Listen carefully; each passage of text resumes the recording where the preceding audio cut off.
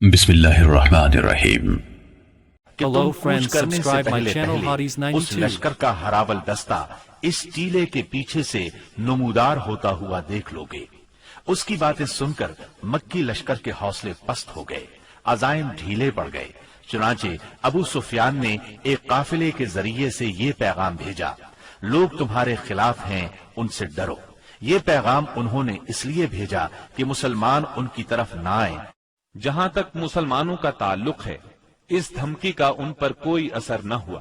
اس دھمکی نے ان کے ایمان کو اور بڑھا دیا۔ اللہ تعالی سورہ آل عمران کی آیت 173 میں فرماتے ہیں: اس نے ان کے ایمان کو اور بڑھا دیا اور انہوں نے کہا اللہ ہمارے لیے کافی ہے اور وہ بہترین کارساز ہے۔ آگے سورہ آل عمران آیت 174 میں فرمایا: چنانچہ وہ اللہ کی نعمت اور فضل کے ساتھ پلٹے، انہیں کسی برائی نے نہ چھوا، اور انہوں نے اللہ کی رضامندی کی پیروی کی، اور اللہ بڑے فضل والا ہے۔ اس سال یعنی 3 ہجری میں سیدنا حسن رضی اللہ عنہ پیدا ہوئے۔ نبی کریم صلی اللہ علیہ وسلم نے سیدنا عمر فاروق رضی اللہ عنہ کی بیٹی سیدہ حفصہ رضی اللہ عنہا سے نکاح کیا۔ سیدہ زینب بنت خزیمہ رضی اللہ عنہا سے بھی نکاح فرمایا، لیکن یہ چند ماہ زندہ رہیں۔ وراثت کا قانون بھی اسی سال نازل ہوا۔ مشرکہ سے نکاح مسلمانوں کے لیے اب تک جائز تھا، اسی سال حرام قرار پایا۔ احد میں مسلمانوں کو جو وقتی شکست اٹھانا پڑی، اس کے اثرات اچھے نہیں نکلے۔ دشمن دلیر ہو گئے اور وہ کھل کر مد مقابل آ گئے، اور کئی واقعات ایسے پیش آئے جو مسلمانوں کے حق میں بہتر نہیں تھے۔ یہاں ہم ان واقعات کا ذکر کرتے ہیں۔ ازل اور قارہ قبائل کے کچھ لوگ رسول اللہ صلی اللہ علیہ وسلم کے پاس آئے اور درخواست کی: اے اللہ کے رسول، ہمارے ہاں اسلام کا چرچا ہے لیکن دین سکھانے والا کوئی نہیں، لہٰذا آپ ہمیں دین سکھانے اور قرآن پڑھانے کے لیے کچھ لوگوں کو بھیج دیں۔ نبی اکرم صلی اللہ علیہ وسلم نے ان کی درخواست سن کر اپنے 10 صحابہ کو سیدنا عاصم بن ثابت رضی اللہ عنہ کی امارت میں روانہ فرمایا۔ جب یہ لوگ رجی کے مقام پر پہنچے تو ان لوگوں نے غداری کی اور قبیلہ حزیل کی ایک شاخ بنو لحیان کو ان پر چڑھا لائے۔ ان کے قریباً 100 تیر اندازوں نے انہیں ایک ٹیلے پر گھیر لیا۔ پھر انہیں یہ عہد و پیمان دیا کہ اگر وہ لڑے بغیر نیچے اتر آئیں تو وہ انہیں قتل نہیں کریں گے۔ ان کی بات سن کر سیدنا عاصم رضی اللہ عنہ نے اترنے سے انکار کر دیا اور اپنے ساتھیوں کے ساتھ مل کر جنگ شروع کر دی۔ اس طرح اس جنگ میں 7 صحابہ شہید ہو گئے، 3 باقی رہ گئے۔ کفار نے پھر وہی عہد دیا، چنانچہ وہ تینوں ٹیلے سے اتر آئے، مگر کفار نے بد عہدی کی اور انہیں باندھ لیا۔ اس پر ان میں سے ایک نے کہا: یہ تمہاری پہلی بد عہدی ہے، میں تم لوگوں کے ساتھ نہیں جاؤں گا۔ کفار نے انہیں قتل کر دیا اور باقی 2 کو مکے لے چلے۔ مکے لے جا کر ان دونوں کو بیچ دیا۔ یہ دونوں خبیب بن عدی اور زید بن دسنہ رضی اللہ عنہما تھے۔ سیدنا خبیب رضی اللہ عنہ نے غزوہ بدر میں حارث بن عامر بن نوفل کو قتل کیا تھا، لہٰذا انہیں کچھ عرصے تک قید میں رکھ کر تنعیم لے جایا گیا اور قتل کر دیا گیا۔ انہوں نے قتل سے پہلے 2 رکعت نماز ادا کی اور ان پر بد دعا کی، پھر چند اشعار پڑھے۔ ان میں سے 2 یہ ہیں: میں مسلمان مارا جاؤں تو مجھے کچھ پرواہ نہیں کہ اللہ کی راہ میں کس پہلو پر قتل ہوتا ہوں، اور یہ تو اللہ کی ذات کے لیے ہے، اور اگر وہ چاہے تو بوٹی بوٹی کیے ہوئے اعضاء کے جوڑ جوڑ میں برکت عطا کر دے۔ اس کے بعد ابو سفیان نے خبیب رضی اللہ عنہ سے کہا: کیا تمہیں یہ بات پسند ہے کہ تمہارے بدلے محمد ہمارے قبضے میں ہوتے اور ہم ان کی گردن مارتے اور تم اپنے اہل و عیال میں ہوتے؟ جواب میں انہوں نے فرمایا: اللہ کی قسم، مجھے تو یہ بھی گوارا نہیں کہ میں اپنے اہل و عیال میں ہوتا اور اس کے بدلے میں محمد صلی اللہ علیہ وسلم کو جہاں آپ ہوں وہاں کوئی کانٹا چبھ جاتا اور وہ آپ کو تکلیف دیتا۔ یعنی میں تو اپنی جان بچانے کے بدلے میں انہیں کانٹا چبھنے کے برابر بھی تکلیف دینا گوارا نہیں کرتا۔ اور پھر اچانک حارث بن عامر کے بیٹے نے انہیں باپ کے بدلے میں قتل کر دیا۔ اب رہ گئے زید بن دسنہ، انہوں نے غزوہ بدر میں امیہ بن محرز کو قتل کیا تھا، چنانچہ انہیں اس کے بیٹے صفوان بن امیہ نے خرید کر قتل کیا۔ بعض کتب میں یوں ہے کہ یہ گفتگو ابو سفیان اور سیدنا خبیب رضی اللہ عنہ کے درمیان نہیں ہوئی تھی، بلکہ زید بن دسنہ سے ہوئی تھی۔ سیدنا عاصم بن ثابت رضی اللہ عنہ کی شہادت کے بعد قریش نے ان کا سر کاٹ لانے کے لیے اپنے کچھ لوگوں کو بھیجا۔ جب یہ لوگ لاش کے پاس پہنچے تو اللہ نے ان کی حفاظت کے لیے بھیڑوں کا جھنڈ بھیج دیا۔ ان بھیڑوں نے کفار کو ان کے نزدیک نہیں پھٹکنے دیا۔ دراصل سیدنا عاصم رضی اللہ عنہ نے شہادت سے پہلے یہ دعا کی تھی، اے اللہ یہ کفار میری لاش کو نہ چھونے پائیں۔ سو اللہ نے ان کی دعا قبول فرمائی اور لاش کی حفاظت کے لیے بھیڑوں کو بھیج دیا۔ سیدنا عمر رضی اللہ عنہ کو اس واقعے کی خبر ہوئی تو فرمایا کرتے تھے کہ اللہ مومن بندے کی حفاظت اس کی وفات کے بعد بھی کرتا ہے جیسے اس کی زندگی میں کرتا ہے۔ انہی دنوں اس قسم کا سانحہ بیر معونہ پر پیش آیا۔ یہ واقعہ رجی والے واقعے سے کہیں زیادہ المناک تھا۔ اس کا خلاصہ یہ ہے کہ ابو برا عامر بن مالک مدینہ طیبہ میں آیا اور خدمت نبوی میں حاضر ہوا۔ یہ ملائب الاسنہ کے لقب سے مشہور تھا، اس کا مطلب ہے نیزوں سے کھیلنے والا۔ آپ نے اسے اسلام کی دعوت دی، اس نے اسلام قبول نہ کیا، لیکن دوری بھی اختیار نہ کی، اور یہ امید ظاہر کی کہ اگر اہل نجد کے پاس تبلیغ کے لیے آدمی بھیج دیے جائیں تو وہ اسلام قبول کر لیں گے۔ اس نے یہ بھی کہا کہ آپ جن لوگوں کو بھیجیں گے وہ میری پناہ میں ہوں گے۔ چنانچہ رسول اللہ صلی اللہ علیہ وسلم نے 70 صحابہ کی جماعت اس کے ساتھ کر دی۔ یہ 70 کے 70 قرآن کے حافظ اور قاری تھے۔ انہوں نے بیر معونہ پر پڑاؤ ڈالا۔ سیدنا حرام بن ملحان رضی اللہ عنہ رسول اللہ صلی اللہ علیہ وسلم کا خط Hello لے کر friends, subscribe قبیلے my کے channel سردار Hadis 92. اللہ کے دشمن عامر بن طفیل کے پاس گئے۔ اس نے خط پڑھنے کی بجائے اپنے ایک آدمی کو اشارہ کیا کہ انہیں قتل کر دے۔ اس نے کمر کی طرف سے نیزے کا وار کیا، نیزہ آر پار ہو گیا۔ وہ یہ کہتے ہوئے گرے، رب کعبہ کی قسم میں کامیاب ہو گیا۔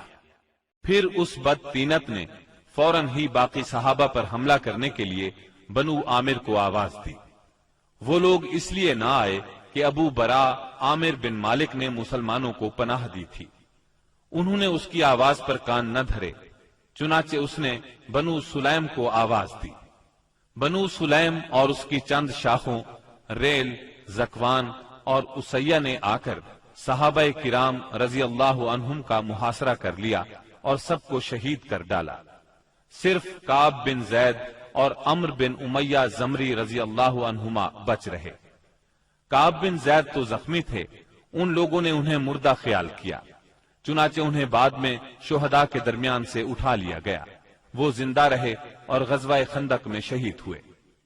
عمر بن امیہ زمری منذر بن عقبہ کے ساتھ اونٹ چرانے کے لیے گئے ہوئے تھے۔ انہوں نے پڑاؤ کی جگہ پر پرندوں کو منڈلاتے دیکھا تو بھانپ گئے کہ کوئی سانحہ ہو گیا ہے۔ فوراً وہاں پہنچے۔ حالات دیکھ کر منذر بن عقبہ نے ان دشمنوں سے لڑ کر شہید ہونے کا فیصلہ کیا۔ چنانچہ وہ ان سے لڑے اور لڑتے لڑتے شہید ہو گئے۔ عمر بن امیہ کو قید کر لیا گیا۔ جب عامر بن طفیل کو بتایا کہ ان کا تعلق قبیلہ مزر سے ہے تو عامر نے ان کی پیشانی کے بال کٹوا کر اپنی ماں کی طرف سے انہیں آزاد کر دیا۔ اس کی ماں نے ایک گردن آزاد کرنے کی منت مانی تھی۔ عمر بن امیہ رضی اللہ عنہ مدینہ منورہ کی طرف روانہ ہوئے۔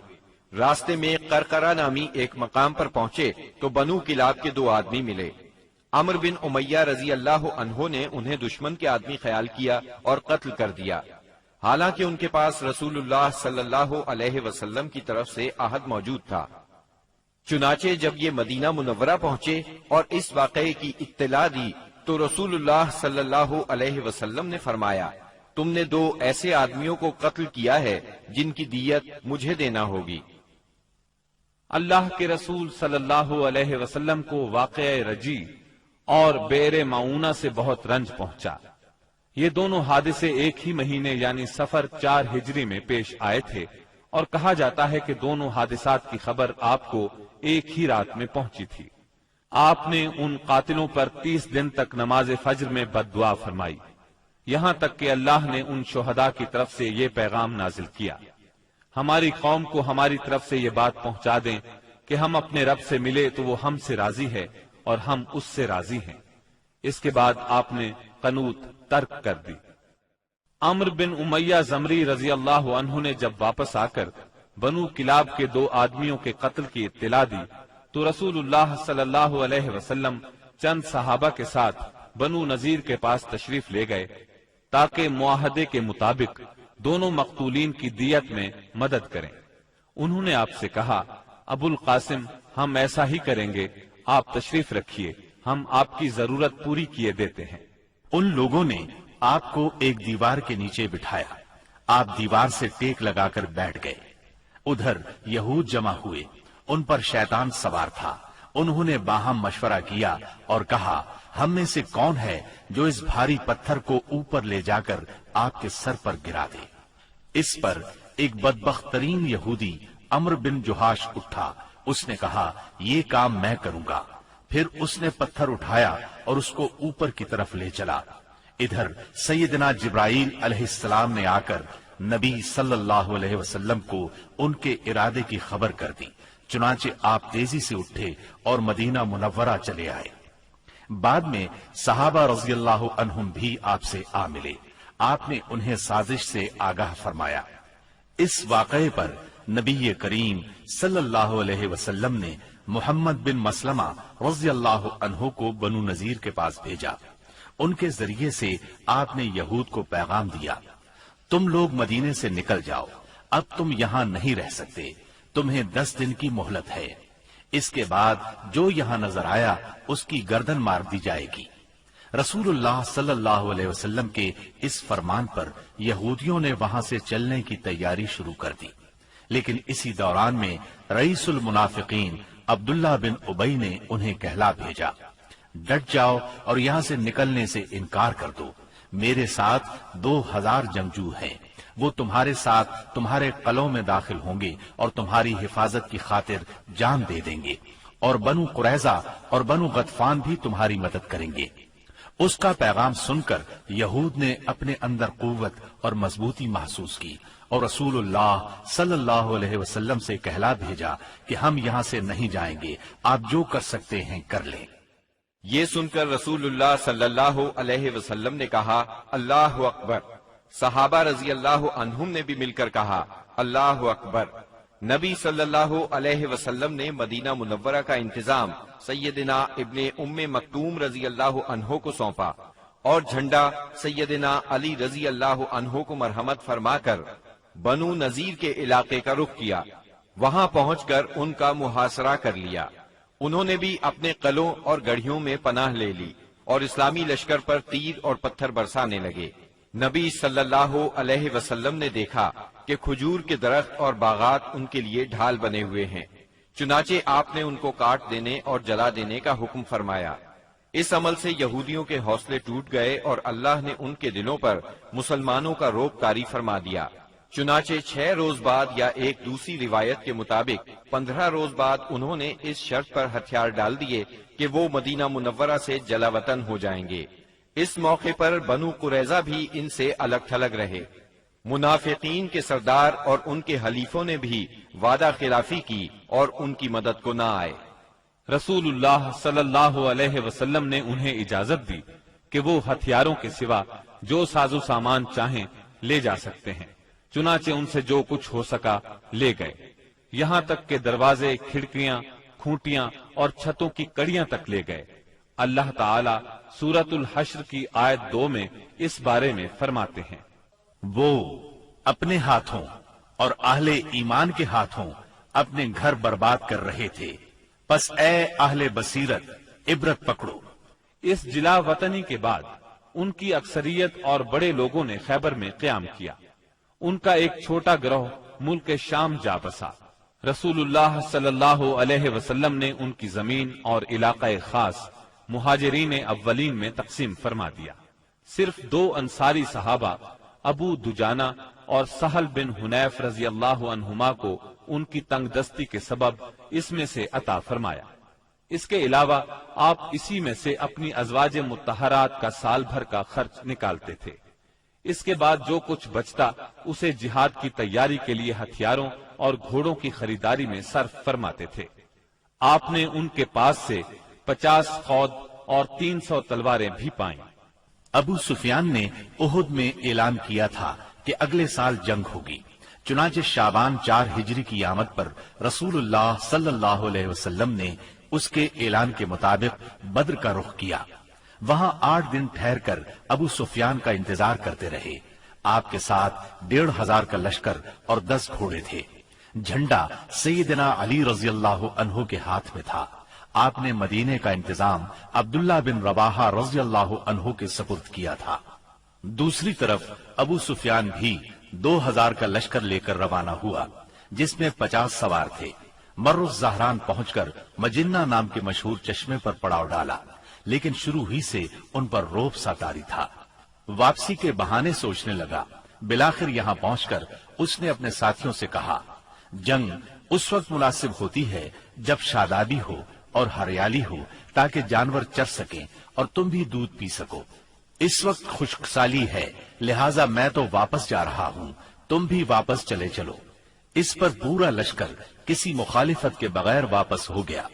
مسلمانوں کو جب ان کے واپس ہونے کی خبر ملی تو انہوں نے اپنا سامان تجارت فروخت کیا، خوب نفع کمایا اور اس شان سے واپس لوٹے کہ ہر دشمن پر ان کی دھاک بیٹھ چکی تھی اور ہر طرف امن و امان قائم ہو چکا تھا۔ چنانچہ 1 سال سے زیادہ عرصہ گزر گیا اور دشمنوں کو کچھ کرنے کی ضرورت نہ ہوئی۔ اسی وجہ سے رسول اللہ صلی اللہ علیہ وسلم کو آخری حدود تک امن پھیلانے کا موقع ملا۔ چنانچہ ربیع الاول 5 ہجری میں ڈاکوؤں کی سرکوبی کے لیے دومت الجندل تشریف لے گئے اور یوں ہر طرف امن و امان ہو گیا۔ بنو نذیر مدینہ منورہ سے نکلنے کو تو نکل گئے، مگر خیبر پہنچ کر انہوں نے اپنی سازشوں کا جال سارے ملک عرب میں پھیلا دیا۔ ان کے رئیسوں نے مکے جا کر قریش کو آمادہ کیا۔ قبیلہ غطفان کو خیبر کی آدھی پیداوار کا لالچ دے کر اپنے ساتھ ملا لیا۔ بنی اسد ان کے حلیف تھے، وہ بھی اٹھ کھڑے ہوئے۔ غرض سب مل ملا کر 10,000 کا بھاری لشکر مدینہ منورہ کی طرف روانہ ہوا۔ جب نبی اکرم صلی اللہ علیہ وسلم کو ان کی چڑھائی کی خبر ملی تو آپ نے صحابہ کرام رضی اللہ عنہم سے مشورہ کیا۔ سیدنا سلمان فارسی رضی اللہ عنہ نے مشورہ دیا کہ شہر کے 3 اطراف میں دشوار گزار پہاڑ، مکانات اور کھجوروں کے گھنے باغات ہیں جو پناہ کا کام دیتے ہیں۔ صرف شمالی سمت کھلی ہے، اگر وہاں خندق کھود دی جائے تو شہر کا حملہ روکا جا سکتا ہے۔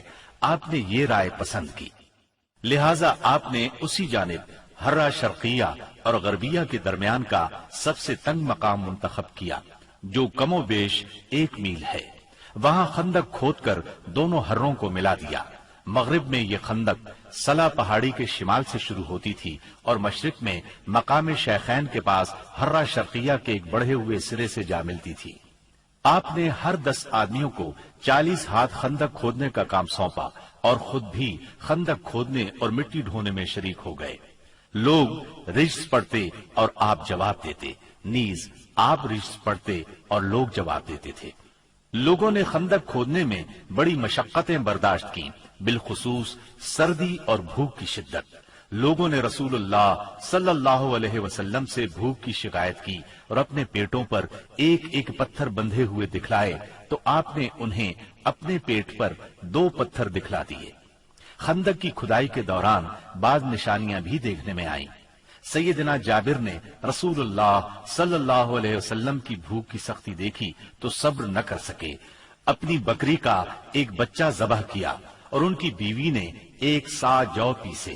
پھر خفیہ طور پر رسول اللہ صلی اللہ علیہ وسلم کو چند صحابہ کرام سمیت دعوت دی، مگر رسول اللہ صلی اللہ علیہ وسلم سارے اہل خندق کے ساتھ، جن کی تعداد 1000 تھی، چل پڑے اور سب نے شکم سیر ہو کر کھایا۔ پھر بھی ہانڈی بھری ہوئی ابلتی رہی اور آٹے سے روٹی پکتی رہی۔ اس طرح سیدنا برا کے ساتھیوں کا ایک سخت چٹان سے سامنا ہوا۔ نبی صلی اللہ علیہ وسلم نے اتر کر بسم اللہ کہا اور کدال سے ایک ضرب لگائی تو ایک ٹکڑا کٹ گیا اور اس سے ایک روشنی نکلی۔ آپ نے فرمایا اللہ اکبر، مجھے شام کی کنجیاں دی گئیں اور اس وقت میں اس کے سرخ محل دیکھ رہا ہوں۔ اس کے بعد آپ نے دوسری ضرب لگائی اور فتح فارس کی خوشخبری سنائی، پھر تیسری ضرب لگائی اور فتح یمن کی خوشخبری سنائی اور پوری چٹان کٹ گئی۔ ادھر قریش اور ان کے پیروکار 4000 کا لشکر لے کر آئے۔ ان کے ساتھ 300 گھوڑے اور 1000 اونٹ تھے۔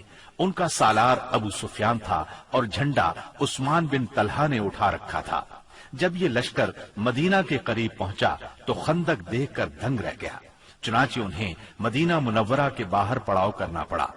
ادھر 3000 مسلمان پوری طرح ہوشیار تھے اور خندق کی نگرانی کر رہے تھے۔ دونوں اطراف سے تیر اندازی شروع ہوئی جو کئی دن تک جاری رہی۔ ایک روز مشرکین کے شاہ سواروں کی ایک جماعت نے ایک تنگ مقام سے خندق عبور کر لی۔ ان لوگوں میں عمرو بن عبد ود، اکرمہ بن ابی جہل اور زرار بن خطاب وغیرہ شامل تھے۔ ان کے گھوڑے اندر داخل ہو کر چکر کاٹنے لگے۔ ایسے میں سیدنا علی رضی اللہ عنہ چند مسلمانوں کے ساتھ نکلے اور جس مقام سے انہوں نے خندق عبور کی تھی اس پر قبضہ کر لیا۔ اس طرح انہوں نے ان لوگوں کا واپسی کا راستہ بند کر دیا۔ اس پر عمرو بن عبد ود نے انہیں مقابلے کے لیے للکارا۔ وہ بہت بہادر اور ظالم تھا۔ سیدنا علی رضی اللہ عنہ نے کوئی بات کہہ کر اسے بھڑکا دیا۔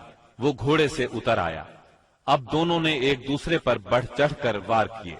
آخر سیدنا علی نے اسے ایک کاری ضرب لگائی، وہ وہیں ڈھیر ہو گیا۔ باقی مشرک بھاگ نکلنے میں کامیاب ہو گئے۔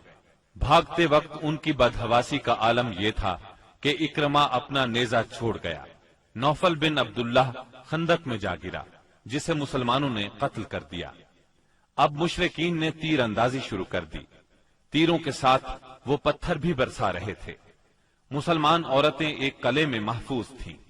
وہ قلعہ بنو قریظہ کے پاس تھا۔ بنو قریظہ نے جب یہ دیکھا کہ مسلمان حملے کی زد میں ہیں، ادھر میدان خالی ہے، تو قلعے پر قبضے کے برے ارادے سے قلعے کی طرف بڑھے۔ ایک یہودی تو پھاٹک کے پاس پہنچ گیا۔ عورتوں نے بھی انہیں دیکھ لیا اور ان کے ارادے کو بھانپ لیا۔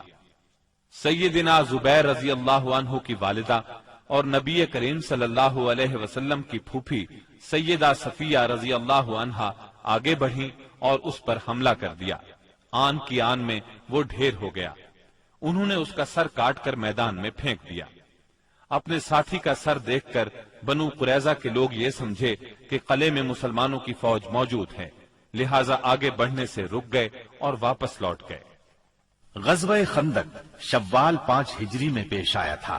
مشرکین نے قریباً 1 ماہ تک مسلمانوں کا محاصرہ جاری رکھا۔ اس کا مطلب ہے محاصرہ شوال میں شروع ہوا اور ذیقعد میں ختم ہوا۔ ابن سعد کا بیان ہے کہ جس روز رسول اللہ صلی اللہ علیہ وسلم واپس ہوئے وہ بدھ کا روز تھا اور ذیقعد کے ختم ہونے میں صرف 7 دن باقی تھے۔ اس جنگ میں دونوں طرف کے صرف چند افراد مارے گئے، یعنی 10 مشرک اور 6 مسلمان۔ ایک تیر سعد بن معاذ رضی اللہ عنہ کو لگا، جس سے ان کے بازو کی بڑی رگ کٹ گئی۔ انہوں نے اللہ سے دعا کی کہ اگر قریش کی جنگ ابھی کچھ باقی ہے تو اس کے لیے انہیں زندہ رکھے، ورنہ اسی زخم کو ان کی موت کا سبب بنا دے۔ البتہ انہوں نے اپنی دعا میں یہ بھی کہا، یا اللہ مجھے موت نہ دے یہاں تک کہ بنو قریظہ سے میری آنکھیں ٹھنڈی ہو جائیں۔ خندق کی لڑائی دراصل جان اور مال کے نقصان کی جنگ نہیں تھی، بلکہ یہ جنگ اعصاب کی جنگ تھی۔ اس میں کوئی خون ریز معرکہ پیش نہیں آیا، لیکن پھر بھی یہ اسلامی تاریخ کی ایک فیصلہ کن جنگ تھی۔ اس جنگ کے نتیجے میں مشرکین کے حوصلے پست ہو گئے اور ان پر یہ بات واضح ہو گئی کہ وہ مسلمانوں کی اس چھوٹی سی جماعت کو جو مدینہ منورہ میں نشوونما پا رہی تھی ختم نہیں کر سکتے۔ وہ کیا، عرب کی کوئی طاقت بھی انہیں ختم نہیں کر سکتی۔ اس خیال کی وجہ یہ تھی کہ غزوہ خندق میں مشرکین بڑی طاقت، ساز و سامان اور بھاری تعداد کے ساتھ آئے تھے۔ اس وقت اس سے بڑی طاقت فراہم کرنا عربوں کے بس کی بات نہیں تھی، اس لیے رسول اللہ صلی اللہ علیہ وسلم نے احزاب سے واپسی کے بعد فرمایا، الآن نغزوهم ولا يغزونا نحن نسير إليهم. اب ہم ان پر چڑھائی کریں گے، وہ ہم پر چڑھائی نہیں کریں گے، اب ہمارا لشکر ان کی طرف جائے گا۔ نبی اکرم صلی اللہ علیہ وسلم غزوہ خندق سے واپس آنے کے بعد ابھی ہتھیار اور کپڑے اتار کر ام سلمہ رضی اللہ عنہا کے گھر میں غسل کر کے فارغ ہی ہوئے تھے کہ جبرائیل علیہ السلام تشریف لے آئے اور بنو قریظہ کی طرف نکلنے کا حکم دیتے ہوئے فرمایا، میں آگے آگے جا رہا ہوں، ان قلعوں میں زلزلہ برپا کروں گا اور ان کے دلوں میں روب ڈالوں گا۔ یہ کہہ کر وہ فرشتوں کے ساتھ روانہ ہو گئے۔ ادھر رسول اللہ صلی اللہ علیہ وسلم نے لوگوں میں منادی کرائی کہ جو شخص سن رہا ہے اور اطاعت پر قائم ہے وہ عصر کی نماز بنو قریظہ میں پڑھے۔ اس کے بعد آپ نے مدینہ منورہ کا انتظام ابن ام مکتوم رضی اللہ عنہ کو سونپا اور سیدنا علی رضی اللہ عنہ کو جنگ کا علم دے کر ہراول دستے کے طور پر ایک جماعت کے ساتھ آگے روانہ فرمایا۔ بنو قریظہ نے انہیں دیکھا تو نبی کریم صلی اللہ علیہ وسلم کو برا بھلا کہنے لگے، مذاق اڑانے لگے۔ ادھر اعلان سن کر مسلمان بھی جھٹ پٹ تیار ہوئے اور نکل پڑے۔ بعض لوگ ابھی راستے میں تھے کہ عصر کا وقت ہو گیا، چنانچہ کچھ لوگوں نے وہی نماز پڑھ لی اور کچھ نے بنو قریظہ پہنچ کر نماز پڑھی۔ رسول اللہ صلی اللہ علیہ وسلم بھی مہاجرین اور انصار کے ساتھ نکلے۔ آپ نے بنو قریظہ کے دیار میں پہنچ کر انا نامی کنویں پر پڑاؤ ڈالا۔ اللہ تعالیٰ نے بنو قریظہ کے دلوں پر ایسا روب طاری کیا کہ وہ اپنے قلعوں اور گڑھیوں سے نکل ہی نہ سکے، انہیں لڑائی کی جرت نہ ہوئی۔ مسلمانوں نے بھی سختی سے محاصرہ جاری رکھا۔ جب یہود نے دیکھا کہ محاصرہ طول پکڑتا جا رہا ہے تو چاہا کہ اپنے بعض مسلمان حلیفوں سے مشورہ کریں، چنانچہ انہوں نے رسول اللہ صلی اللہ علیہ وسلم سے درخواست کی کہ وہ ابو لبابہ کو بھیج دیں تاکہ ان سے مشورہ کر لیا جائے۔ آپ نے ابو لبابہ کو بھیج دیا۔ انہیں دیکھ کر مرد حضرات ان کی طرف دوڑ پڑے، عورتیں اور بچے ان کے سامنے دھاڑے مار کر رونے لگے۔ اس کیفیت کو دیکھ کر ابو لبابہ رضی اللہ عنہ پر رقت طاری ہو گئی۔ اس پر یہود نے کہا، کیا آپ مناسب Hello سمجھتے friends, ہیں subscribe کہ my ہم channel, محمد Hadis صلی 92. اللہ علیہ وسلم کے فیصلے پر ہتھیار ڈال دیں؟ انہوں نے کہا، ہاں یہی کرنا چاہیے۔ ساتھ ہی انہوں نے ہاتھ سے اپنے حلق کی طرف اشارہ کیا۔ اس کا مطلب یہ تھا کہ ذبح کر دیے جاؤ گے۔ تاہم انہیں فوراً ہی احساس ہوا کہ یہ اشارہ کر کے انہوں نے اللہ اور اس کے رسول صلی اللہ علیہ وسلم سے خیانت کی ہے۔ چنانچہ وہاں سے واپس لوٹے تو سیدھے مسجد نبوی میں پہنچے، خود کو ایک ستون سے باندھ لیا اور قسم کھائی، اب مجھے اللہ کے رسول صلی اللہ علیہ وسلم ہی اپنے ہاتھ مبارک سے کھولیں گے۔ رسول اللہ صلی اللہ علیہ وسلم کو اس کی اطلاع ہوئی تو آپ نے فرمایا، اگر وہ میرے پاس آ گئے ہوتے تو میں ان کے لیے مغفرت کی دعا کر دیتا، لیکن جب وہ یہ کام کر بیٹھے ہیں تو ہم بھی انہیں چھوڑے رکھیں گے یہاں تک کہ اللہ ہی ان کے بارے میں فیصلہ فرما دے۔ ادھر محاصرے نے مزید طول پکڑا تو بنو قریظہ کے حوصلے بالکل پست ہو گئے۔ چنانچہ 25 روز کے بعد انہوں نے اپنے آپ کو رسول اللہ صلی اللہ علیہ وسلم کے حوالے کر دیا اور کہا، آپ ہمارے بارے میں جو فیصلہ مناسب سمجھیں وہ کریں۔ آپ نے مردوں کو باندھ لیا، عورتوں اور بچوں کو علیحدہ کر لیا۔ اس پر قبیلہ اوس کے لوگوں نے عرض کیا، یہ ہمارے حلیف ہیں، ان پر رحم فرمائیں، جس طرح خزرج کے حلیفوں بنو قینقاع پر احسان فرمایا تھا۔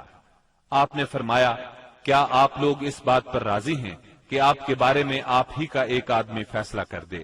انہوں نے کہا، کیوں نہیں، ہمیں یہ بات منظور ہے۔ آپ نے سیدنا سعد بن معاذ رضی اللہ عنہ کو بلوا بھیجا۔ انہیں غزوہ خندق میں زخم لگا تھا، اس کی وجہ سے وہ مدینہ منورہ میں تھے۔ انہیں گدھے پر سوار کر کے لایا گیا۔ جب یہ رسول اللہ صلی اللہ علیہ وسلم کے قریب پہنچے تو آپ نے فرمایا، اپنے سردار کی طرف اٹھو۔ چنانچہ یہ لوگ اٹھ کر ان کے استقبال کے لیے گئے۔ انہیں دونوں طرف سے گھیر لیا اور کہنے لگے، سعد، اپنے حلیفوں کے بارے میں حسن سلوک کیجیے گا۔ سیدنا سعد رضی اللہ عنہ خاموش تھے، انہوں نے ان کی بات کا کوئی جواب نہ دیا۔ جب لوگوں نے بہت زور دیا تو بولے، اب وقت آ گیا ہے سعد کو اللہ تعالی کے بارے میں کسی ملامت کرنے والے کی ملامت کی پرواہ نہیں۔ یہ سن کر بعض لوگ وہیں سے مدینہ منورہ کی طرف پلٹ آئے اور قیدیوں کی موت کا اعلان کر دیا۔ جب سیدنا سعد رضی اللہ عنہ اترے اور انہیں بتایا گیا کہ بنو قریظہ ان کی ثالثی پر رضامند ہیں تو انہوں نے فیصلہ سنایا، مردوں کو قتل کر دیا جائے، عورتوں اور بچوں کو قیدی بنا لیا جائے اور اموال تقسیم کر دیے جائیں۔ رسول اللہ صلی اللہ علیہ وسلم نے فرمایا، تم نے ان کے بارے میں وہی فیصلہ کیا ہے جو 7 آسمانوں کے اوپر سے اللہ تعالی کا فیصلہ ہے۔ یہ فیصلہ یہودی شریعت کے مطابق تھا، بلکہ ان کی شریعت کے فیصلے کے مقابلے میں زیادہ رحم اور نرمی پر مبنی تھا۔ سیدنا سعد رضی اللہ عنہ کے اس فیصلے کے بعد بنو قریظہ کو مدینہ منورہ لایا گیا اور بنو نجار کی ایک عورت کے گھر میں قید کر دیا گیا۔ یہ حارث کی بیٹی تھی۔ اس کے بعد مدینہ منورہ کے بازار میں خندقیں کھودی گئیں، پھر انہیں ایک ایک گروہ کر کے لے جایا گیا اور ان خندقوں میں ان کی گردنیں ماری گئیں۔ ان کی تعداد 400 کے قریب تھی۔ یہ بھی کہا جاتا ہے کہ 6 اور 700 کے درمیان تھی۔ انہی کے ساتھ بنو نذیر کا سردار حیی بن اخطب بھی مارا گیا۔ یہ یہود کے ان 20 سرداروں میں سے تھا جنہوں نے قریش اور غطفان کو غزوہ احزاب کے لیے تیار کیا تھا۔ پھر بنو قریظہ کے پاس آ کر انہیں عہد شکنی پر اکسایا تھا، یہاں تک کہ انہوں نے مسلمانوں کی زندگی کے مشکل ترین اوقات میں ان کے ساتھ غداری کی تھی، اور غداری کرتے وقت حیی بن اخطب سے یہ شرط لگائی تھی کہ یہ بھی ان کے ساتھ رہے گا اور جو حشر ان کا ہوگا وہی اس کا بھی ہوگا۔ چنانچہ محاصرہ ختم ہونے اور ہتھیار ڈال دینے کے بعد یہ بھی ان کے ساتھ قتل کر دیا گیا۔ جب بنو قریظہ کا کام تمام ہو گیا تو بندہ صالح سیدنا سعد بن معاذ رضی اللہ عنہ کی دعا قبول ہو گئی۔ وہ مسجد نبوی کے ایک خیمے میں تھے تاکہ نبی صلی اللہ علیہ وسلم قریب ہی سے ان کی عیادت کر لیا کریں۔ ایک دن ان کے اوپر سے ایک بکری گزر گئی، اس سے ان کا زخم تازہ ہو گیا اور ہنسلی کی ہڈی کے پاس سے خون بہ نکلا۔ اس قدر خون جاری ہوا کہ ان کی موت واقع ہو گئی۔ ان کا جنازہ مسلمانوں کے ساتھ ساتھ فرشتوں نے بھی اٹھایا اور ان کی موت پر رحمان کا عرش لرز اٹھا۔ ادھر ابو لبابہ رضی اللہ عنہ پر 6 راتیں گزر چکی تھیں۔ نماز کے لیے ان کی بیوی انہیں کھول دیتی تھی، اس کے بعد وہ پھر خود کو ستون سے باندھ لیتے تھے۔ آخر سیدہ ام سلمہ رضی اللہ عنہا کے گھر میں ان کی توبہ نازل ہوئی۔ سیدہ ام سلمہ رضی اللہ عنہا نے انہیں بشارت دی تو لوگ انہیں کھولنے کے لیے دوڑ پڑے، لیکن انہوں نے ان سب کو روک دیا اور کہا، رسول اللہ صلی اللہ علیہ وسلم کے سوا مجھے کوئی نہ کھولے۔ آخر نبی کریم صلی اللہ علیہ وسلم نماز فجر کے لیے نکلے تو انہیں کھول دیا۔ غزوہ بنو قریظہ کے بعد مسلمانوں نے اور کئی فوجی کاروائیاں انجام دی۔ ان میں اہم کاروائیاں یہ ہیں: سمامہ بن اسال نبی صلی اللہ علیہ وسلم کو اور آپ کے لائے ہوئے دین کو سخت ناپسند کرتے تھے، چنانچہ محرم 6 ہجری میں مسیلمہ کذاب کے حکم سے بھیس بدل کر نبی صلی اللہ علیہ وسلم کو قتل کرنے نکلے۔ ادھر نبی صلی اللہ علیہ وسلم نے محمد بن مسلمہ رضی اللہ عنہ کو 30 سواروں کے ساتھ زریہ کے اطراف میں بھیجا تھا تاکہ بنی بکر بن کلاب کو تنبیہ کریں۔ زریہ بصرہ کے راستے میں مدینہ منورہ سے 7 رات کے فاصلے پر واقع ہے۔ ان سواروں نے واپس آتے ہوئے سمامہ بن اسال کو دیکھ لیا، انہیں ان پر شک گزرا، چنانچہ گرفتار کر کے مدینہ منورہ لے آئے اور مسجد کے ایک ستون سے باندھ دیا۔ نبی کریم صلی اللہ علیہ وسلم وہاں سے گزرے تو فرمایا، سمامہ تمہارے نزدیک کیا ہے؟ انہوں نے کہا، اے محمد، میرے نزدیک خیر ہے۔ اگر قتل کرو گے تو ایک خون والے کو قتل کرو گے، اگر احسان کرو گے تو ایک قدردان پر احسان کرو گے، مال چاہتے ہو تو مانگو، جو چاہو گے دیا جائے گا۔ نبی صلی اللہ علیہ وسلم ان کی بات سن کر مسکرا دیے اور انہیں ان کے حال پر چھوڑ کر آگے بڑھ گئے۔ دوسرے دن نبی کریم صلی اللہ علیہ وسلم پھر اس طرف سے گزرے تو آپ نے فرمایا، سمامہ تمہارا کیا حال ہے؟ وہ بولے، میں ٹھیک ہوں۔ اگر قتل کرو گے تو ایک قصاص والے کو قتل کرو گے، اگر احسان کرو گے تو ایک قدردان پر احسان کرو گے، اگر مال چاہتے ہو تو مانگو، جو چاہو گے دیا جائے گا۔ آپ ان کی بات سن کر مسکرائے اور آگے بڑھ گئے۔ تیسرے دن پھر یہی گفتگو ہوئی۔ اس روز آپ نے فرمایا سمامہ کو چھوڑ دو۔ صحابہ کرام رضی اللہ عنہم نے انہیں چھوڑ دیا۔ اس کے بعد انہوں نے غسل کیا اور مسلمان ہو گئے۔ اسلام لانے کے بعد وہ بولے، اللہ کی قسم، اسلام لانے سے پہلے روئے زمین پر کوئی چہرہ میرے نزدیک آپ کے چہرے سے زیادہ قابل نفرت نہیں تھا، لیکن اب آپ کا چہرہ میرے نزدیک روئے زمین پر سب سے زیادہ محبوب ہو گیا ہے۔ اور اللہ کی قسم، روئے زمین پر کوئی دین میرے نزدیک آپ کے دین سے زیادہ ناپسندیدہ نہیں تھا، مگر اب آپ کا دین میرے نزدیک تمام ادیان سے زیادہ پسندیدہ ہو گیا ہے۔ واپسی پر سیدنا سمامہ رضی اللہ عنہ عمرے کے لیے مکہ گئے تو قریش نے انہیں اسلام لانے پر ملامت کی۔ اس پر وہ بولے، اللہ کی قسم، تمہارے پاس یمامہ سے گندم کا ایک دانہ بھی نہیں آئے گا جب تک رسول اللہ صلی اللہ علیہ وسلم اس کی اجازت نہ دے دیں۔ چنانچہ واپسی پر انہوں نے اہل مکہ کے لیے گندم فروخت کرنے کی ممانعت کر دی، جس سے وہ مشکل میں پڑ گئے، یہاں تک کہ انہوں نے نبی صلی اللہ علیہ وسلم کو خط لکھا، اس میں اپنی قرابت کا واسطہ دیا اور درخواست کی کہ آپ سمامہ کو لکھ دیں، وہ گندم فروخت کرنے کی اجازت دے دیں۔ آپ نے سمامہ رضی اللہ عنہ کو لکھ دیا۔ بنو لہیان وہی ہیں جنہوں نے رجی کے مقام پر دھوکے سے 8 صحابہ کرام رضی اللہ عنہم کو شہید کیا تھا اور 2 کو اہل مکہ کے ہاتھوں فروخت کر دیا تھا، جہاں وہ بے دردی سے شہید کر دیے گئے تھے۔ یہ لوگ حجاز کے بہت اندر عصفان کی حدود میں آباد تھے، اسی لیے نبی صلی اللہ علیہ وسلم نے ان سے انتقام لینے میں قدر تاخیر سے کام لیا۔ جب کفار کے مختلف گروہوں میں پھوٹ پڑ گئی اور آپ دشمنوں سے کسی قدر مطمئن ہو گئے تو آپ نے مدینہ منورہ کا انتظام ابن ام مکتوم رضی اللہ عنہ کو سونپ کر 200 صحابہ اور 20 گھوڑوں کے ساتھ ربیع الاول 6 ہجری میں بنو لہیان کا رخ کیا اور یلغار کرتے ہوئے بطن غران تک پہنچ گئے۔ یہ امج اور عصفان کے درمیان بطن غران نامی ایک وادی ہے اور اسی جگہ آپ کے صحابہ کرام رضی اللہ عنہم کو شہید کیا گیا تھا۔ آپ نے ان کے لیے دعائے رحمت کی، 2 روز تک یہیں قیام فرمایا۔ ادھر بنو لہیان کو آپ کی آمد کی خبر مل گئی، وہ پہاڑوں کی طرف بھاگ گئے، ان کا کوئی آدمی ہاتھ نہ آ سکا۔ پھر آپ نے عصفان کا قصد کیا اور وہاں سے 10 سواروں کا دستہ آگے بھیجا تاکہ قریش ان کی آمد کا حال سن کر مرعوب ہو جائے۔ اس دستے نے قراء الغمیم تک کا چکر لگایا۔ اس کے بعد آپ کل 14 دن مدینہ منورہ سے باہر گزار کر واپس مدینے لوٹ آئے۔ جمادی الاولیٰ 6 ہجری میں رسول اللہ صلی اللہ علیہ وسلم نے سیدنا زید بن حارثہ رضی اللہ عنہ کو 170 سواروں کے ساتھ عیس کی جانب روانہ فرمایا۔ انہیں روانہ کرنے کا مقصد یہ تھا کہ وہ شام سے آنے والے ایک قریشی قافلے کو پکڑیں۔ اس قافلے کے سربراہ رسول اللہ صلی اللہ علیہ وسلم کی صاحبزادی سیدہ زینب رضی اللہ عنہا کے شوہر ابو العاص بن ربی تھے۔ اس مہم میں قریش کے ایک قافلے کا مال ہاتھ آیا، لیکن ابو العاص بھاگ نکلنے میں کامیاب ہو گئے اور سیدھے مدینہ منورہ جا پہنچے۔ انہوں نے سیدہ زینب رضی اللہ عنہا کی پناہ لے لی اور ان سے کہا، رسول اللہ صلی اللہ علیہ وسلم سے کہیں آپ قافلے کا سامان واپس کر دیں۔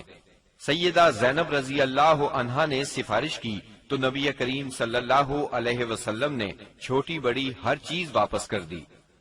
ابو العاص سارا مال لے کر مکے پہنچے، امانتیں ان کے مالکوں کے حوالے کی، پھر مسلمان ہو کر مدینہ منورہ آ گئے۔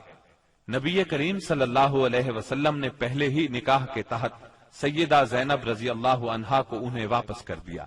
یہ واپسی 3 سال سے کچھ زیادہ عرصہ بعد ہوئی تھی۔ رسول اللہ صلی اللہ علیہ وسلم نے اس دوران میں مزید کئی سرایا بھیجے، جن کا دشمن کی سرکشی توڑنے، ان کے شر کی آگ بجھانے اور دور دراز علاقوں میں امن پھیلانے میں بڑا اثر تھا۔ پھر آپ کے پاس کچھ اس طرح کی خبریں آئیں کہ آپ غزوہ بنو المستلق کے لیے تشریف لے گئے۔ یہ غزوہ 5 ہجری یا 6 ہجری میں ہوا۔ بنو المستلق قبیلہ خزاعہ کی ایک شاخ تھی۔ قبیلہ خزاع کے لوگ عام طور پر رسول اللہ صلی اللہ علیہ وسلم کے خیر خواہ تھے، مگر یہ شاخ قریش کی طرفدار تھی۔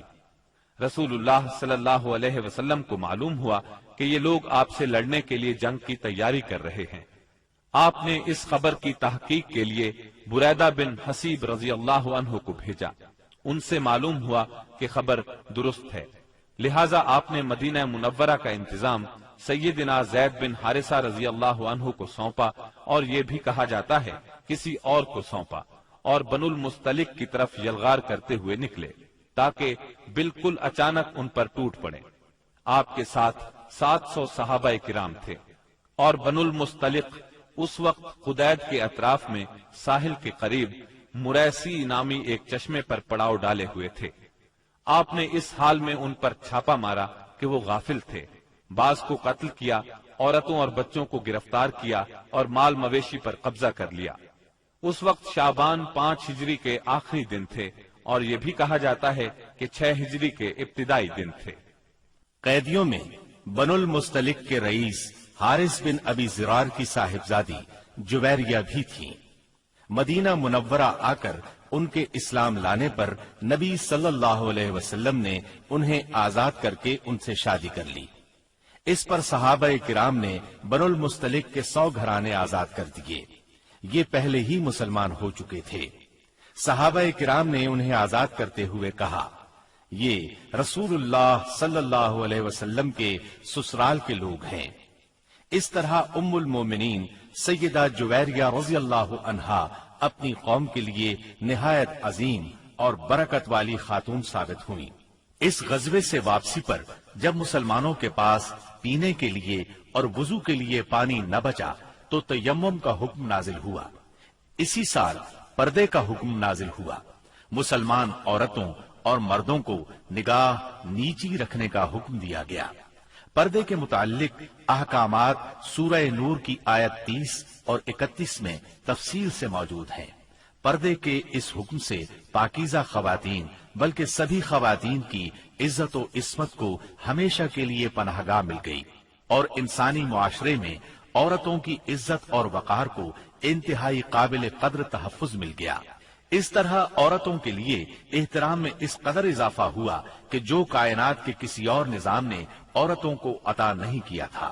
خواتین کو اگر اپنا مقام، مرتبہ، حیثیت اور اہمیت معلوم کرنا ہو تو انہیں تعلیم اسلام کے راستے میں یہ سب کچھ میسر ہوگا۔ چند سال پہلے تک اسلام کے راستے میں مصائب اور مشکلات کے پہاڑ حائل تھے، لیکن اب رسول اللہ صلی اللہ علیہ وسلم کے اعجاز، اخلاق اور تدبر سے اور مسلمانوں کے اخلاص، ایثار اور کوششوں سے وہ ایک ایک کر کے دور ہو گئے۔ اب اسلام کی ترقی کی راہ میں بس 2 ہی رکاوٹیں رہ گئی تھیں، ایک مکہ کے مشرک، دوسرے خیبر کے یہودی۔ مکے کے مشرکوں سے آپ یہ چاہتے تھے کہ وہ اسلام کی تحریک کو امن و امان سے آگے بڑھنے دیں، اور جو لوگ خوشی سے اسلام کے حلقے میں آنا چاہیں انہیں یہ موقع دیا جائے۔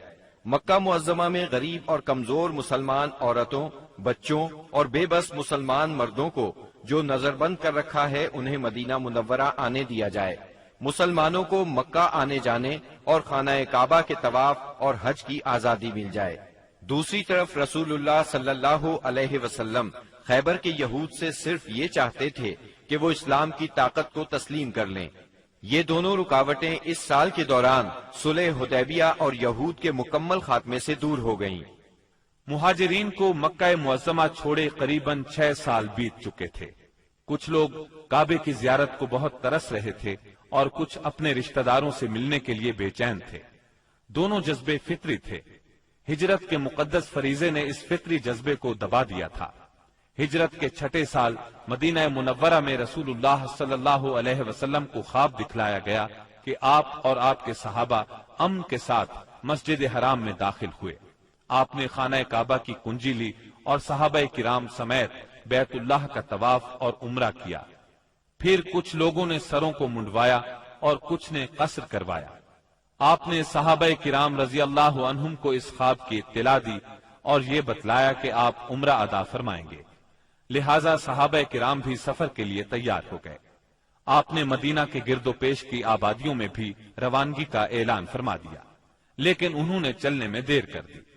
رسول اللہ صلی اللہ علیہ وسلم پیر کے روز یکم ذیقعد 6 ہجری کو 1400 مہاجرین و انصار کے ساتھ مدینہ منورہ سے روانہ ہوئے اور اپنے ساتھ قربانی کے جانور بھی لیے تاکہ لوگ جان لیں کہ آپ جنگ کے لیے نہیں عمرے کے لیے جا رہے ہیں۔ ذوالحلیفہ پہنچ کر جانوروں کو قلادے پہنائے گئے، ان کی کوہانے چیر کر نشان بنایا اور عمرے کا احرام باندھا۔ نبی صلی اللہ علیہ وسلم نے سفر جاری رکھا۔ عسفان پہنچے تو آپ کو اطلاع دی گئی کہ قریش مسلمانوں کو بیت اللہ سے روکنے اور جنگ کرنے کا تہیہ کیے بیٹھے ہیں۔ انہوں نے ذی طوا میں پڑاؤ ڈال رکھا ہے اور خالد بن ولید کو 200 سواروں کے ساتھ عسفان کے قریب قراء الغمیم بھیج دیا ہے تاکہ وہ مکہ آنے والا راستہ بند رکھیں۔ نیز اپنی مدد کے لیے حلیف قبائل کو بھی جمع کر لیا ہے۔ اس پر رسول اللہ صلی اللہ علیہ وسلم نے صحابہ کرام سے مشورہ کیا کہ کیا کریں۔ یہ حلیف قبائل جو جمع ہوئے ہیں ان کے گھروں پر ہلہ بول دیں یا سیدھے بیت اللہ کا قصد کریں اور جو روکے اس سے لڑیں۔ سیدنا ابو بکر صدیق رضی اللہ عنہ نے کہا، ہم عمرہ کرنے آئے ہیں، لڑنے نہیں، لہذا جو ہمارے اور بیت اللہ کے درمیان رکاوٹ بنے گا ہم اس سے لڑیں گے۔ رسول اللہ صلی اللہ علیہ وسلم نے اس رائے کو پسند فرمایا۔ ادھر خالد بن ولید نے ظہر کی نماز میں مسلمانوں کو رکوع اور سجدہ کرتے دیکھا تو کہا، یہ لوگ غافل تھے، ہم نے حملہ کیا ہوتا تو انہیں مار لیا ہوتا۔ پھر انہوں نے طے کیا کہ عصر کی نماز کے دوران حملہ کریں گے، لیکن اللہ نے ظہر اور عصر کے درمیان صلاۃ خوف یعنی حالت جنگ میں نماز کا حکم نازل فرمایا۔ اس حکم میں وضاحت کی گئی کہ اس حالت میں مسلمان نماز کس طرح ادا کریں۔ اس طرح خالد بن ولید کے ہاتھ سے یہ موقع بھی جاتا رہا۔ پھر رسول اللہ صلی اللہ علیہ وسلم نے اس راستے کو چھوڑ کر ایک دوسرا راستہ اختیار کیا اور مکے سے نیچے داہنے ہاتھ چل کر سنیت المرار پہنچ گئے، جہاں سے حدیبیہ میں اترتے ہیں۔ وہاں پہنچے تو آپ کی اونٹنی بیٹھ گئی، لوگوں نے اسے اٹھانے کی کوشش کی تو بھی نہ اٹھی۔ اب لوگوں نے کہا، قصوا اڑ گئی ہے۔ اس پر آپ نے فرمایا، قصوا اڑی نہیں اور نہ یہ اس کی عادت ہے، بلکہ اسے اس ہستی نے روک Hello رکھا friends, ہے subscribe جس نے my channel ہاتھی کو روک دیا تھا۔ Hotties92. پھر آپ نے فرمایا، اللہ کی قسم، یہ لوگ مجھ سے کسی بھی ایسے معاملے کا مطالبہ نہیں کریں گے جس میں اللہ کی حرمتوں کی تعظیم کر رہے ہوں، مگر میں اسے ضرور تسلیم کر لوں گا۔ اس کے بعد آپ نے اونٹنی کو ڈانٹا تو وہ اچھل کر کھڑی ہو گئی۔ پھر آپ نے آگے بڑھ کر حدیبیہ میں پڑاؤ ڈالا۔ اس کے بعد بدیل بن ورقہ خزائی خزاعہ کی ایک جماعت کے ساتھ آیا۔ یہ لوگ رسول اللہ صلی اللہ علیہ وسلم کے خیر خواہ تھے۔ اس نے بتایا کہ قریش آپ سے جنگ کرنے اور آپ کو بیت اللہ سے روکنے کا تہیہ کیے بیٹھے ہیں۔ آپ نے اس سے فرمایا، ہم صرف عمرہ کرنے آئے ہیں، لڑائی کے لیے نہیں آئے، اور ہم صلح کے لیے تیار ہیں، لیکن اگر قریش نے لڑائی ہی پر اصرار کیا تو ہم اس وقت تک لڑتے رہیں گے جب تک کہ میرا سر تن سے جدا نہیں ہو جاتا یا اللہ کا حکم نافذ نہیں ہو جاتا۔ بدیل نے واپس پلٹ کر یہ بات قریش کو بتائی۔ انہوں نے مکرز بن حفص کو بھیجا۔ آپ نے اس سے بھی وہی بات کہی جو بدیل سے کہی تھی۔ اس کے بعد قریش نے حلیف قبائل کے سردار حلیس بن علقمہ کو بھیجا۔ جب وہ نمودار ہوئے تو رسول اللہ صلی اللہ علیہ وسلم نے فرمایا، یہ شخص ایسی قوم سے تعلق رکھتا ہے جو قربانی کے جانوروں کا بہت احترام کرتی ہے، لہذا جانوروں کو کھڑا کر دو۔ صحابہ کرام نے جانوروں کو کھڑا کر دیا اور خود بھی لبیک پکارتے ہوئے اس کا استقبال کیا۔ اس نے یہ حالت دیکھی تو کہا، سبحان اللہ، ان لوگوں کو بیت اللہ سے روکنا ہرگز مناسب نہیں۔ بھلا یہ کیا کہ لخم، جزام اور حمیر کے لوگ تو حج کریں اور عبد المطلب کا بیٹا بیت اللہ سے روک دیا جائے۔ بیت اللہ کے رب کی قسم، قریش برباد ہوئے، یہ لوگ عمرہ کرنے آئے ہیں۔ قریش نے یہ بات سنی تو کہا، بیٹھ جاؤ، تم آرابی ہو، تمہیں چال بازیوں کا علم نہیں۔ اس کے بعد قریش نے عروہ بن مسعود ثقفی کو بھیجا۔ اس نے آ کر بات کی۔ رسول اللہ صلی اللہ علیہ وسلم نے اس سے بھی وہی کہا جو بدیل سے کہا تھا۔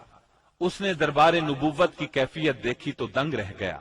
اس نے مکہ واپس جا کر کہا، میں نے قیصر و کسریٰ کے دربار دیکھے ہیں، مگر جیسے جانثار محمد بن عبداللہ کو ملے ہیں ان کی کوئی مثال نہیں۔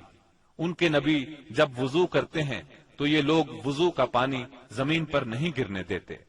اب رسول اللہ صلی اللہ علیہ وسلم نے طے کیا کہ قریش کے پاس ایک سفیر بھیجیں جو انہیں یقین دلائے کہ آپ عمرہ ہی کے لیے آئے ہیں۔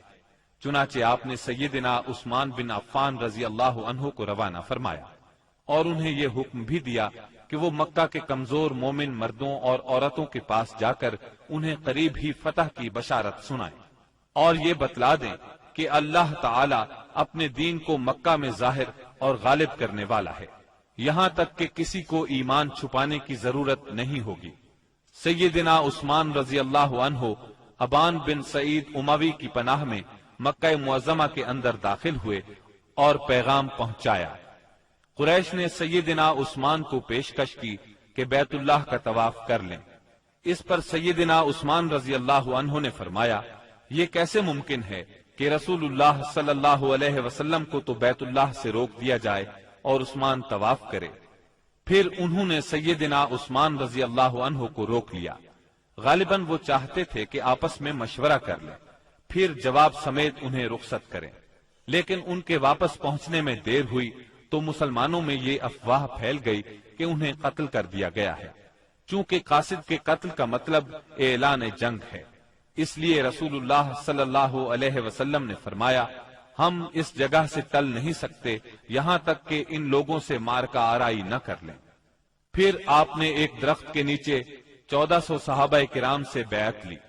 صحابہ نے بڑی گرمجوشی کے ساتھ موت پر اور میدان سے نہ بھاگنے پر بیعت کی۔ اس موقع پر رسول اللہ صلی اللہ علیہ وسلم نے اپنا ایک ہاتھ دوسرے ہاتھ سے پکڑ کر فرمایا، یہ عثمان کا ہاتھ ہے۔ لیکن جب بیعت مکمل ہو چکی تو سیدنا عثمان رضی اللہ عنہ بھی آ گئے۔ اللہ نے اس بیعت کی فضیلت میں سورۃ الفتح کی آیت 18 نازل فرمائی۔ یقیناً اللہ مومنین سے راضی ہوا جب وہ آپ سے درخت کے نیچے بیعت کر رہے تھے، اور یہیں سے اس کا نام بیعت رضوان مشہور ہوا۔ قریش نے اس بیعت کا حال سنا تو ان پر بڑا زبردست رعب طاری ہوا اور انہوں نے صلح کرنے کے لیے سہیل بن عمرو کو بھیجا۔ سہیل بن عمرو نے لمبی گفتگو کی۔ آخر کار یہ شرائط طے ہوئیں۔ نمبر 1، رسول اللہ صلی اللہ علیہ وسلم اس سال مکے میں داخل ہوئے بغیر لوٹ جائیں گے، اگلے سال مکے آئیں گے اور 3 روز قیام کریں گے۔ ان کے ساتھ کوئی ہتھیار نہیں ہوگا، صرف تلواریں ہوں گی، وہ بھی میان کے اندر۔ نمبر 2، فریقین میں 10 سال کے لیے جنگ بند رہے گی۔ نمبر 3، جو شخص محمد صلی اللہ علیہ وسلم کے عہد میں داخل ہونا چاہے داخل ہو سکتا ہے، اور جو قریش کے عہد میں داخل ہونا چاہے داخل ہو سکتا ہے۔ نمبر 4، قریش کا جو آدمی مسلمانوں کی پناہ میں جائے گا مسلمان اسے قریش کے حوالے کر دیں گے، لیکن مسلمانوں کا جو آدمی قریش کی پناہ میں آئے گا قریش اسے واپس نہیں کریں گے۔ نمبر 5، اس کے بعد آپ نے سیدنا علی رضی اللہ عنہ کو بلایا اور املا کرائی کہ لکھو بسم اللہ الرحمن الرحیم۔ اس پر سہیل بن عمرو نے کہا، ہم نہیں جانتے کہ رحمان کیا ہے، آپ بسمک اللہم لکھیں۔ رسول اللہ صلی اللہ علیہ وسلم نے انہیں یہی لکھنے کا حکم فرمایا۔ پھر آپ نے املا لکھوائی، یہ وہ بات ہے جس پر محمد رسول اللہ نے مصالحت کی ہے۔ اس پر سہیل نے کہا، اگر ہم جانتے کہ آپ اللہ کے رسول ہیں تو آپ کو پھر ہم نہ تو بیت اللہ سے روکتے اور نہ آپ سے جنگ کرتے، لہٰذا آپ محمد بن عبداللہ لکھوائیں۔ آپ نے فرمایا، میں اللہ کا رسول ہوں اگرچہ تم جھٹلاؤ۔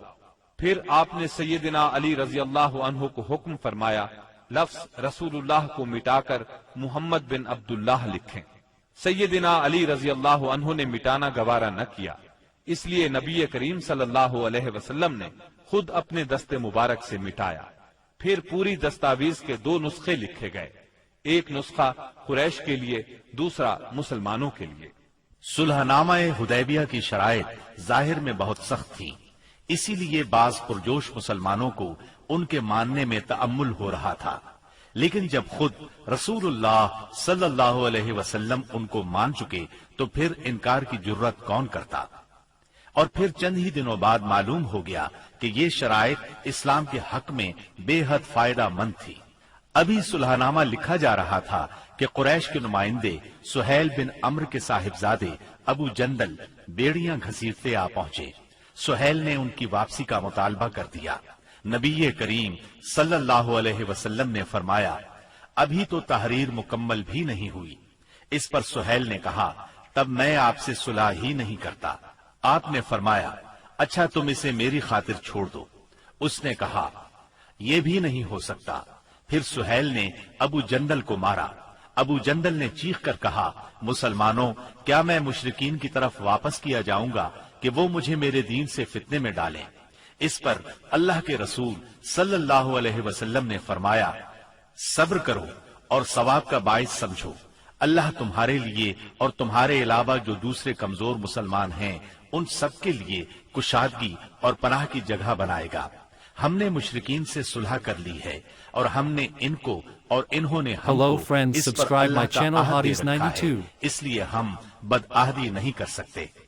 इस सुलह का असर इस्लामी दावत की रफ्तार पर बहुत अच्छा हुआ। आम अरब से मिलने और उन्हें अल्लाह की दावत देने का मौका मुसलमानों के हाथ लगा। चुनाचे लोग बकसरत इस्लाम में दाखिल हुए और सिर्फ 2 साल में मुसलमानों की तादाद इतनी हो गई कि 19 बरसों में नहीं हुई थी। अकाबिरीन कुरैश, जो कि कुरैश का निचोड़ थे, यानी अम्र बिन आस, खालिद बिन वलीद और उस्मान बिन तलहा जैसे हजरात अपनी रग़बत और मर्जी से मुसलमान होने के लिए खिदमत नबवी में हाजिर हुए। इस्लाम पर बैत की और उसके रास्ते में जान, माल, सलाहियत, ताकत और अपना सब कुछ कुर्बान करने का मुआहदा किया। तब आपने फरमाया, मक्का ने अपने जिगरगोशों को हमारे हवाले कर दिया।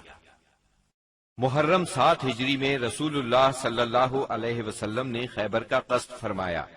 इस मौके पर उन लोगों ने भी इजाजत मांगी जो हुदैबिया के मौके पर पीछे रह गए थे। आपने ऐलान फरमाया, मेरे साथ वही रवाना हो जिसे जिहाद की ख्वाहिश हो, रहा माल गनीमत तो उसमें से कुछ नहीं मिलेगा। इसके नतीजे में आपके साथ बैत रिजवान वाले 1400 असहाब ही रवाना हुए। आपने मदीने का इंतजाम सिबा उर्फुता बिन गिफारी रजी अल्लाह अन्हो को सौंपा। फिर खैबर जाने वाले जाने पहचाने रास्ते पर चल पड़े। करीबन निस्फ रास्ता तय करने के बाद आपने एक दूसरा रास्ता इख्तियार फरमाया जो मुल्क शाम की जानिब से खैबर पहुंचाता था। इससे आपका मकसद ये था कि यहूदियों के लिए मुल्क शाम की तरफ भागने का रास्ता बंद कर दें। आपने सफर की आखिरी रात खैबर के पास गुजारी, मगर यहूदी बेखबर रहे। फिर फज्र की नमाज अंधेरे में पढ़ी और सवार होकर खैबर का रुख किया। उधर यहूद बेखबरी में अपने फावड़े और टोकरियां वगैरह लेकर अपनी जमीनों की तरफ निकले। उन्होंने अचानक लश्कर को सामने देखा तो चीखते हुए भागे। अल्लाह की कसम, मुहम्मद लश्कर समेत आ गए। नबी सल्लल्लाहु अलैहि वसल्लम ने फरमाया, अल्लाहु अकबर, खैबर तबाह हुआ। जब हम किसी कौम के मैदान में उतर पड़ते हैं तो डराए हुए लोगों की सुबह बुरी हो जाती है। खैबर मदीना मुनव्वर